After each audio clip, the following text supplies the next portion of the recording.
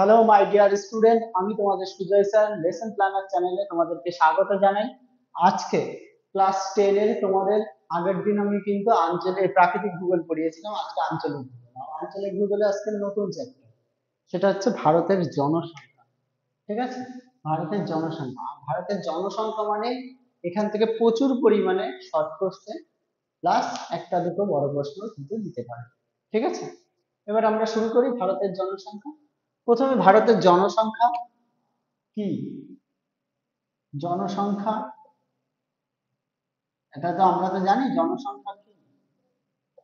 জনসংখ্যা বা পপুলেশন এটা হচ্ছে একটা কোনো ভৌগোলিক অঞ্চলে নির্দিষ্ট কতজন বসবাস করে তার ভিত্তিতে যে রিপোর্ট তৈরি করা হয় সেটাইকেই জনসংখ্যার মানে জনসংখ্যা মানে মানুষ কতগুলো আছে। ঠিক আছে, এইটাকে কি করে করে ওই প্রতি বাড়ি বাড়ি সার্ভে করে তারপরে সেখানে কতজন আছে সেগুলো দেখে তারপরে জনসংখ্যা নির্ণয় করে, এবং সেই নির্ণয় করেই ভারতের জনসংখ্যা, পৃথিবীর জনসংখ্যা বা অন্যান্য রাজ্যের জনসংখ্যা সমস্ত খুঁটিনাটি সমস্ত তথ্য নিয়ে আহ, যে জিনিসটা সেটাই হচ্ছে জনসংখ্যা ভূগোলে বা ভারতের জনসংখ্যা ভূগোলের বা ভারতের জনসংখ্যা চ্যাপ্টারে আমরা পড়বো। ঠিক আছে, এই হচ্ছে জনসংখ্যা মানে কতজন ব্যক্তি আছে, তাদের কি বৈচিত্র্য, সমস্ত কিছু। এই জনসংখ্যা গোনা হয় যে পদ্ধতিতে, তাকে বলা হয় সেন্সাস বা আদমশুমারি। হ্যাঁ, আদমশুমারিটা কি জিনিস? প্রতি 10 বছর অন্তর, ভারতের ক্ষেত্রে বলছি, পৃথিবীর অন্যান্য দেশেও তাই, নির্দিষ্ট কোনো ভৌগোলিক এলাকায় বা ভারতের মতো বড় দেশে টোটাল কতজন জনসংখ্যা আছে এবং জনসংখ্যা সংক্রান্ত বিভিন্ন তথ্য, যেরকম জন্ম হার, মৃত্যু হার, সাক্ষরতার হার, কি কাজ করে, কোন কাস্টের লোক, এইরকম সমস্ত কিছু তথ্য নিয়ে যেখানে আলোচনা হয় প্রতি 10 বছর অন্তর যে ডেটা তৈরি হয় তাকেই বলা হয় আদমশুমারি। হ্যাঁ, এটা ভারতবর্ষে শুরু হয়েছিল প্রথম 1872 খ্রিস্টাব্দে বেসরকারি ভাবে। 1881 খ্রিস্টাব্দে পুরো বৈজ্ঞানিক ভাবে ভারতের প্রথম জাতীয় জনগণনা হয়। আর লাস্ট জনগণনা হয়েছিল 2011 সালে। 2021 সালে এরপরে হওয়ার কথা ছিল, হয়নি। 2027 সালে হবে।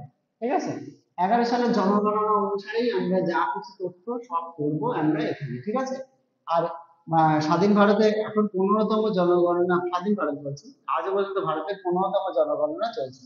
ঠিক আছে, প্রতি 10 বছর অন্তর অন্তর হয়। 1872 থেকে 2011 পর্যন্ত 15 বার হয়েছে। ঠিক আছে, আবার 2026 সালের থেকে 27-এর রিপোর্ট বেরোবে, তাই 27 সালের জনগণনা বলতে পারি। ঠিক আছে, এবার আমরা একটু জনগণনা নিয়ে একটু কিছু পড়ে নেব, জনগণনা সম্পর্কিত, ভারতের জনগণনা সম্পর্কিত কিছু তথ্য। ঠিক আছে, জনগণনা সম্পর্কিত কিছু তথ্য, জনগণনা সম্পর্কিত, জনগণনা সম্পর্কিত তথ্য। এখানে তো প্রচুর শর্ট কোশ্চেন আসে, যেরকম প্রথমে সাক্ষরতা যদি বলি, মোট জনসংখ্যা কত ভারতের? মোট জনসংখ্যা 121 কোটি প্লাস। 121 কোটি প্লাস, এটা কিন্তু অ্যাকর্ডিং টু 2011 পপুলেশন সেন্সাস। ঠিক আছে, 2011 সালের জনগণনা অনুসারে ভারতের জনসংখ্যা হচ্ছে 121 কোটি। তার মধ্যে ছেলেদের সংখ্যা আর মেয়েদের সংখ্যার মধ্যে একটা কিন্তু পার্থক্য আছে। ছেলেদের সংখ্যা 51.52%, মেয়েদের জনসংখ্যা হচ্ছে 49.48%। ঠিক আছে, ছেলে মেয়ে হলো মানে ছেলে এবং মেয়েদের মধ্যে কিছুটা ডিফারেন্স। তারপরে কিছু করবো সাক্ষরতা, না জনসংখ্যা, রাজ্য, জনসংখ্যায় বেশি, জনসংখ্যা বেশি কোন রাজ্যে? বেশি ইউপি, উত্তরপ্রদেশ। কম সিকিম। জনসংখ্যা কম বেশি কেন্দ্রশাসিত অঞ্চল, বেশি, এটা রাজ্য। হ্যাঁ, আর কেন্দ্রশাসিত অঞ্চল, জনসংখ্যায় বেশি কেন্দ্রশাসিত অঞ্চল দিল্লি। কম লাক্ষাদ্বীপ। ঠিক আছে, জনসংখ্যা গেল। সাক্ষরতা দেখি, সাক্ষরতা ভারতের কত? 74.04%। আর তার মধ্যে সবচেয়ে বেশি কোথায় সাক্ষরতা? সবচেয়ে বেশি কেরালা। কম কোথায়? কম সবচেয়ে কম আছে বিহারে। ঠিক আছে। ভারতে কর্মে নিযুক্ত নিযুক্ত ব্যক্তি, কর্মে নিযুক্ত কতজন ভারতে? কর্মে নিযুক্ত প্রায় 60%। তার মধ্যে চাষবাস মানে প্রাইমারি সেক্টরে প্রায় প্রাইমারি সেক্টরে থাকে 51% লোক প্রাইমারি সেক্টরে কাজ করে। ঠিক আছে। জনসংখ্যা রাজ্যদের মধ্যে ফার্স্ট ইউপি, সিকিম। পশ্চিমবঙ্গ কত নম্বরে? পশ্চিমবঙ্গ হচ্ছে ফোর্থ। পশ্চিমবঙ্গ ফোর্থ, চতুর্থ। ঠিক আছে। এবার আর একটা এখানে টার্ম আসে, সেটা হচ্ছে জনঘনত্ব। একটা টার্ম আসে জনঘনত্ব। জনঘনত্ব কি বলার আগে তারপর আমরা এখান থেকে শর্ট কোশ্চেন পড়বো। জনঘনত্ব কি জিনিস? জনঘনত্ব মানে কোনো একটা নির্দিষ্ট অঞ্চলে যতজন মানুষ থাকে তাদের অনুপাতকে জনঘনত্ব বলে। কিরকম?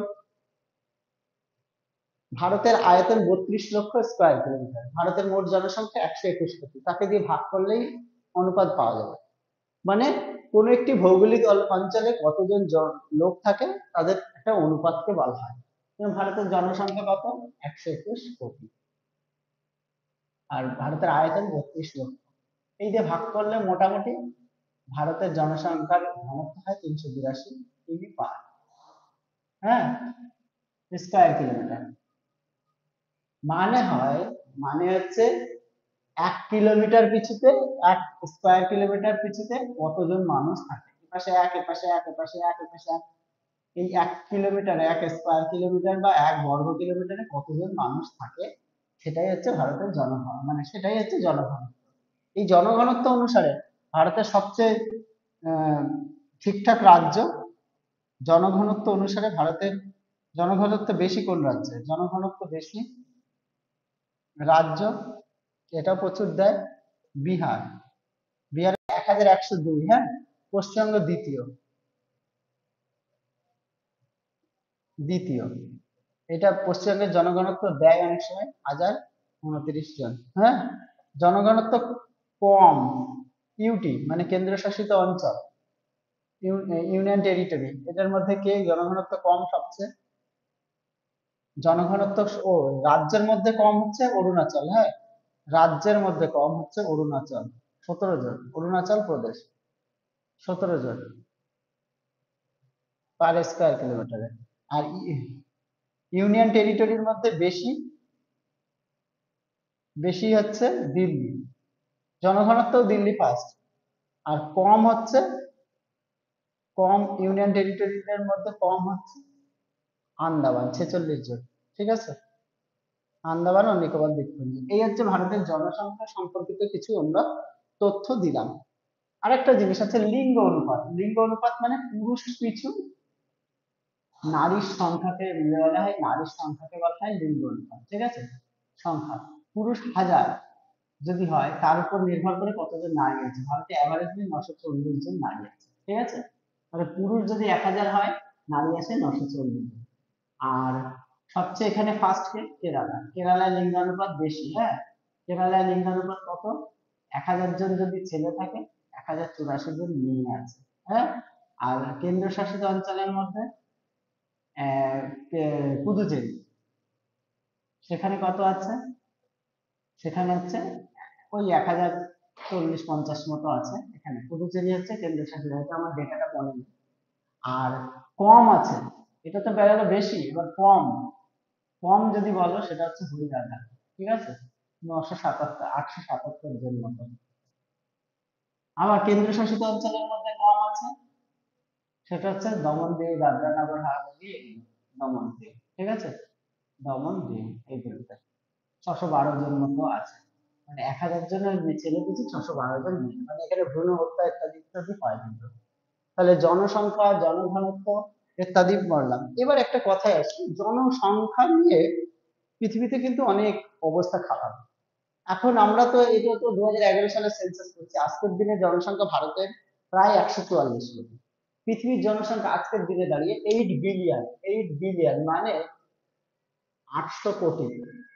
আর 2050 সালে পৃথিবীর জনসংখ্যা হবে, 2050 সালে পৃথিবীর জনসংখ্যা হবে কত? প্রায় 9 বিলিয়ন বা 900 কোটি। এই যে অতিরিক্ত জনসংখ্যা, এই অতিরিক্ত জনসংখ্যা বাড়ছে, এর জন্য প্রচুর রকমের সমস্যা হচ্ছে পৃথিবীর জুড়ে এবং হবে। দিনকে দিন মানুষের বাসস্থান কমে যাবে সঠিকভাবে, বাঁচার জন্য যে পরিবেশ, প্রাকৃতিক পরিবেশ তার ভারসাম্য হারাবে, খাদ্যের সংকট, রাস্তার সংকট, বন্যা, দূষণ ইত্যাদি সমস্ত কিছু বাড়বে এই অতিরিক্ত জনসংখ্যা বৃদ্ধির জন্য, ঠিক আছে? এবং ভারতে সেই সমস্যা আমরা দেখতেই পাচ্ছি।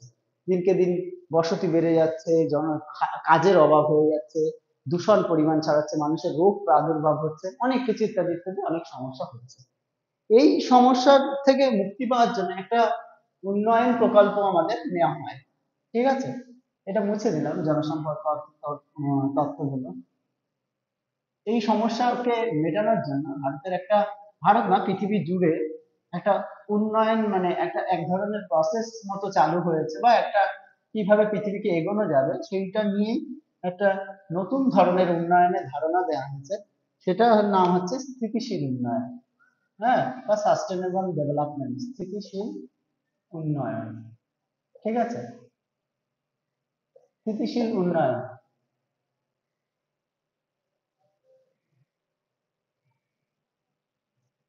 এভা বেলফোর্ড এই স্থিতিশীল উন্নয়ন শব্দটা প্রথম বলেছে। এর সংজ্ঞা কি, এটা কিন্তু 2 নম্বরে দেয়।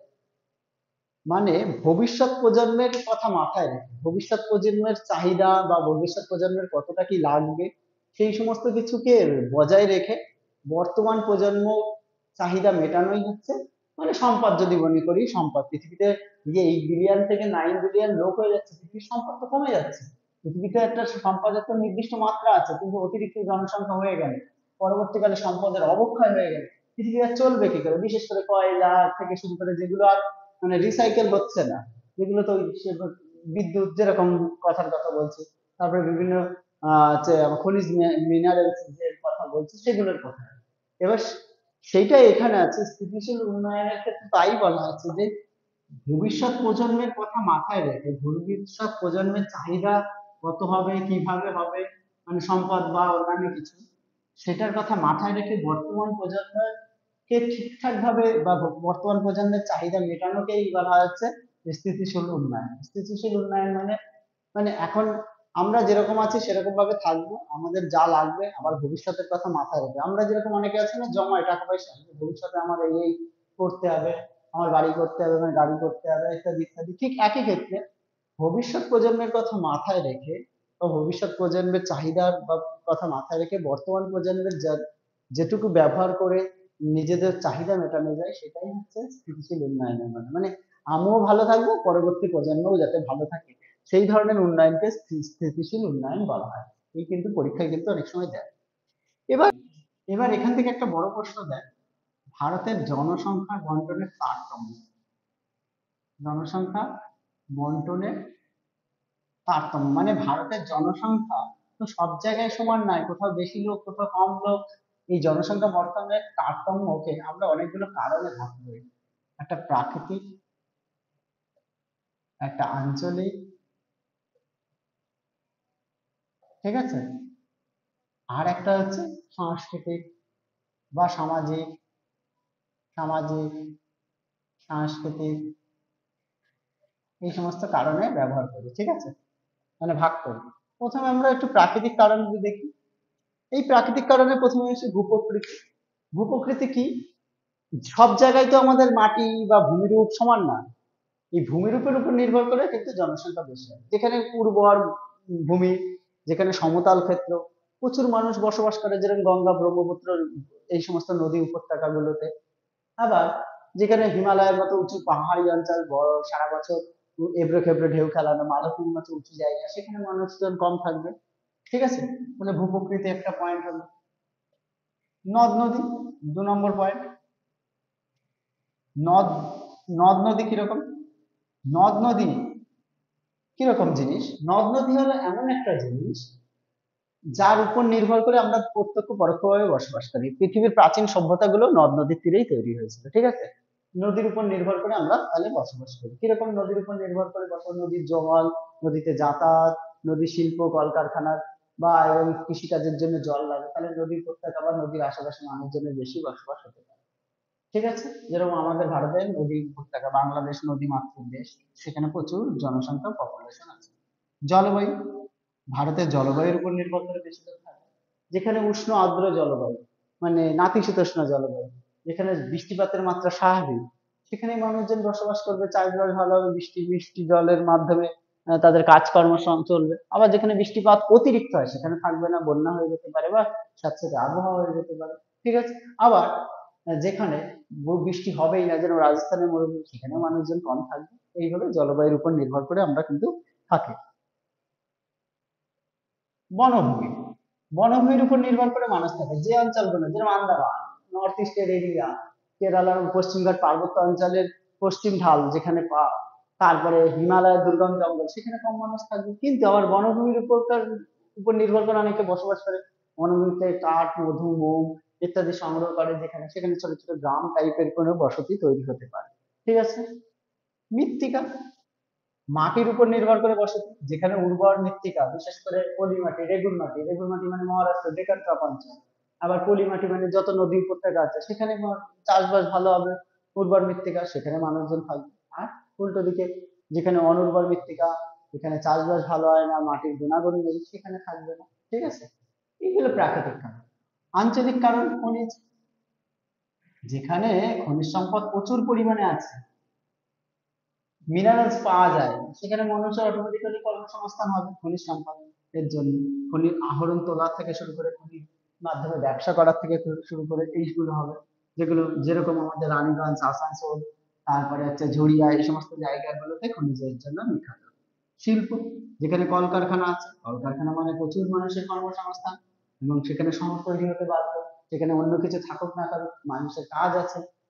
শিল্প শহরগুলো যেমন জামশেদপুর, মানে টাটানগর, ভিলায়, রৌরকেল্লা, এই সমস্ত জায়গা নতুন তৈরি হয়েছে, দুর্গাপুর, এখানে শিল্পের উপর নির্ভর করে প্রচুর মানুষ, কলকারখানার উপর নির্ভর করে মানুষজন কিন্তু এখানে থাকে। এবং এই এই জায়গায় কিন্তু জনসংখ্যার বেশি বসতি তৈরি হয়েছে।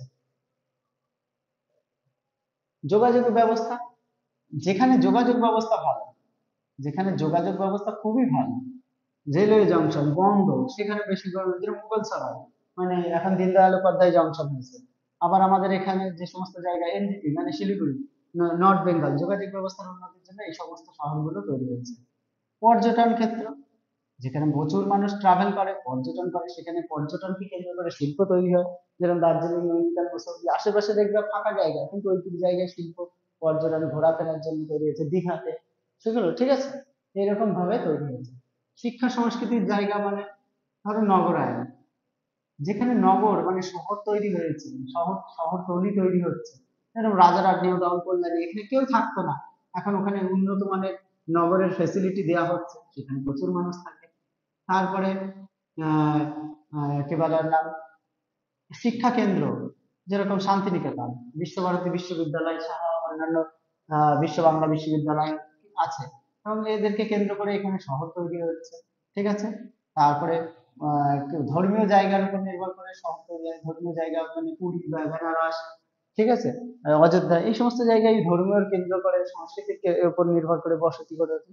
এইভাবেই কোন জায়গায় জনসংখ্যা কম বেশি আমরা পাই, জনসংখ্যার তারতম্য সব জায়গায় সমান না কেন, এই এতগুলো কারণ কিন্তু আমাদের আছে। পরীক্ষায় 5 নম্বরে লিখতে দিলে এখান থেকে 3-4টে, এখান থেকে 3-4টে, এখান থেকে 2-1টা লিখে দিলেই তোমরা হয়ে যাবে, সঙ্গে উদাহরণ কিন্তু দিতে পারো। ঠিক আছে, এইটা গেল।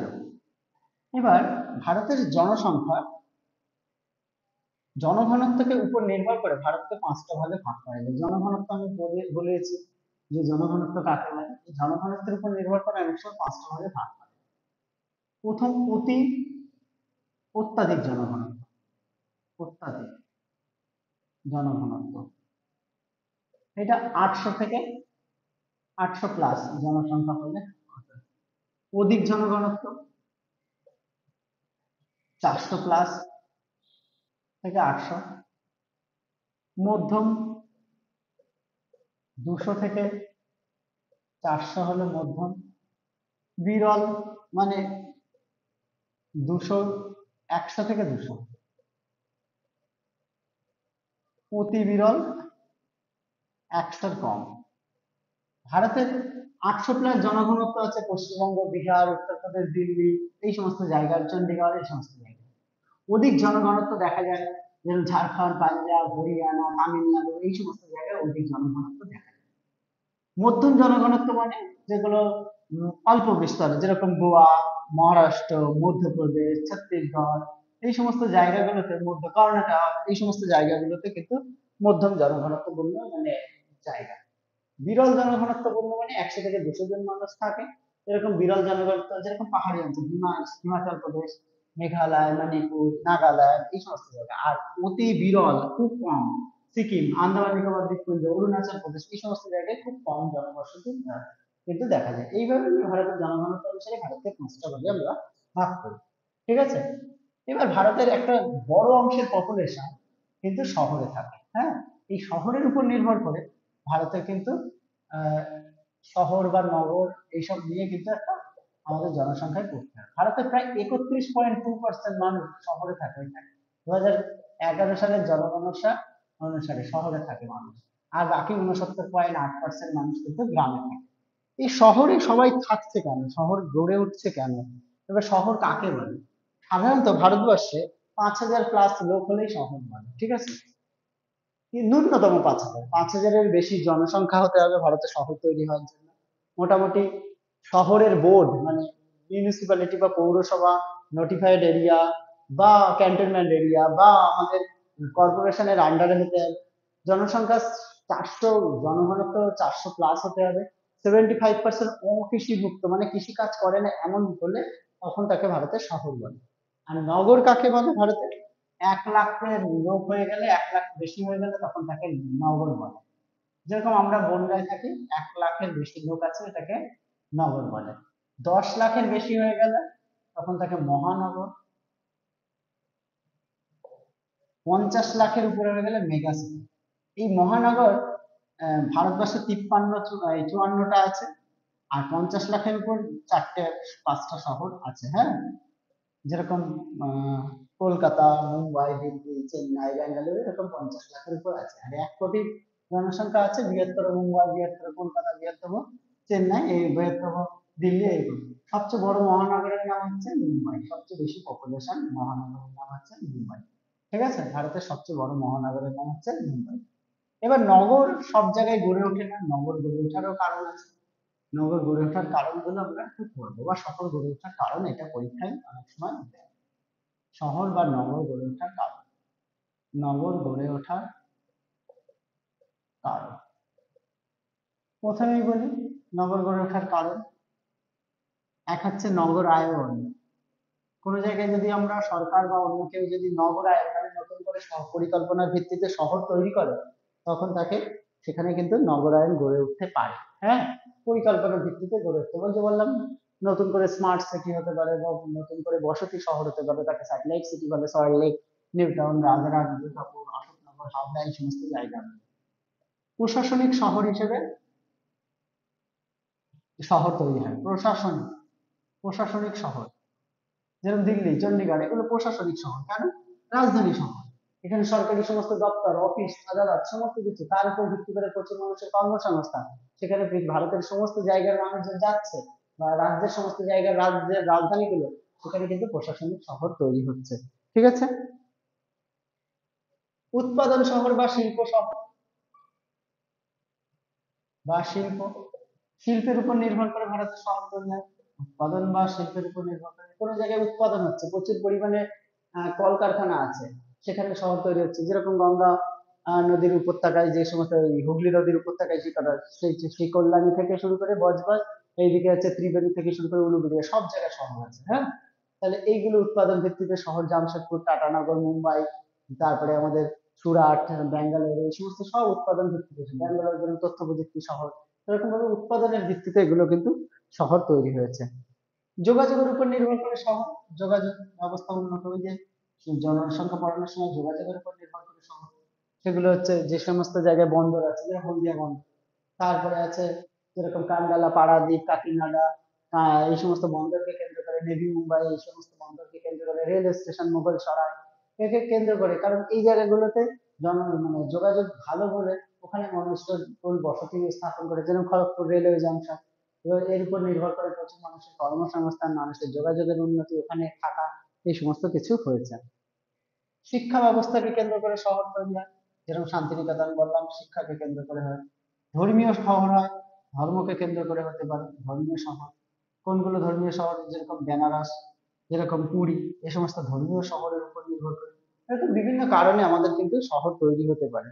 পর্যটন ক্ষেত্র যেটা হয়, যেরকম দার্জিলিং, দীঘা থেকে শুরু করে নৈনিতাল, ঠিক আছে, কুল্লু মানালি, এই সমস্ত কিছু আছে। তাহলে শহর অনেকগুলো কেন্দ্র হয়, আবার ব্যবসা বাণিজ্যের কেন্দ্র গুলো হয়, বাণিজ্য কেন্দ্র হিসেবে শহর তৈরি হয়। কোনো জায়গায় চারিদিকের মালপত্র এক জায়গায় এসে উপস্থিত হলো, চারিদিকের মালপত্র এক জায়গায় এসে উপস্থিত হয়, এখান থেকে ডিস্ট্রিবিউশন হয়, এই জায়গাটাই শহর তৈরি হতে পারে, বাণিজ্য কেন্দ্র। ঠিক আছে, এরকম ভাবে শহর তৈরি হয়। কিন্তু এই দিনকে দিন এই যে আমরা শহর তৈরি করছি, এই শহরের কিন্তু অনেক সমস্যা আছে, পরীক্ষায় এইটাই বেশি দেয়। শহর বা নগর গড়ে ওঠার বা নগরায়নের সমস্যা। সমস্যা সবার আগে আছে অপরিকল্পিত নগরায়ন।